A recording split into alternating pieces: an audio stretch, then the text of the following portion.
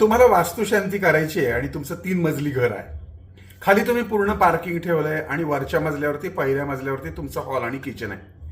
तुम्हाला आता वास्तुशांती करायची आणि वास्तुपुरुष आग्नेय कोपऱ्यात निक्षेपित करायचा आहे.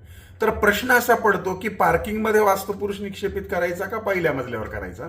अर्थातच सगळी बिल्डिंग जरी आपली असली तरी वास्तुपुरुष हा नेहमी आपल्या घरात असायला हवा.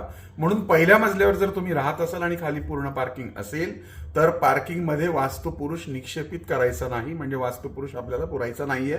तर आपण वास्तुशांतीचा पूर्ण विधी आपल्या घरामध्ये करून आग्नेय कोपऱ्यामध्ये जे काही रूम असेल, खोली असेल किंवा किचन आपलं अर्थातच असायला पाहिजे जर नियमाप्रमाणे बांधलं असेल तर आग्नेय कोपऱ्यामध्ये आपण वास्तुपुरुष औदुंबराच्या पेटीमध्ये शास्त्रशुद्ध पद्धतीने निक्षेपित करू शकता.